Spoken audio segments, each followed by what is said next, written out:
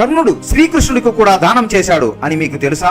ఒక రోజు కర్ణుడు తలకి నూనె రాసుకుని అభ్యంగన స్నానానికి వెళుతూ ఉండగా కర్ణుడి ఇంటికి వచ్చిన శ్రీకృష్ణుడు వచ్చి రాగానే అక్కడ రత్నాలు పొదిగిన ఓ బంగారపు పాత్రను చూసి అది తనకి కావాలని కర్ణుడిని అడిగాడు. కర్ణుడి కుడి చేతికి నూనె అంటుకుని ఉండడంతో పాత్రను తన ఎడమ చేతితో శ్రీకృష్ణుడికి ఇవ్వబోతుండగా, ఎడమ చేతితో దానం ఇవ్వడం తప్పని నీకు తెలియదా కర్ణ అంటూ శ్రీకృష్ణుడు కర్ణుడిని ప్రశ్నించాడు. దానికి కర్ణుడు బదులిస్తూ, లక్ష్మీదేవి చంచలమైనది, యముడు దయలేని వాడని, తన చేతిని కడుక్కొని వచ్చేలోగా తన ప్రాణాలు ఉంటాయో లేదో ఎవరికి తెలుసు అని, అందుకే తన సంకల్పం మారకముందే దానం ఇవ్వాలి అనుకుంటున్నాను అని చెప్పడంతో కర్ణుడి వివేకానికి సంతోషించిన శ్రీకృష్ణుడు దానాన్ని స్వీకరించి మనసారా ఆశీర్వదించి కర్ణుడిని ఏదైనా వరం కోరుకోమన్నాడు. దేహి అని అడుక్కోవడం ఎంత కష్టమో, నాస్తి అని లేదని చెప్పడం అంతే కష్టమని, నీచమని, కాబట్టి ఈ జన్మలోనే కాదు ఏ జన్మలోనైనా దేహి నాస్తి అనే పదాలు తన నోటి నుండి రాకూడదని కర్ణుడు శ్రీకృష్ణుడు కోరడంతో శ్రీకృష్ణుడు తదాస్తు అని అన్నాడు. అందరూ జై శ్రీకృష్ణ అని కామెంట్ చేయండి.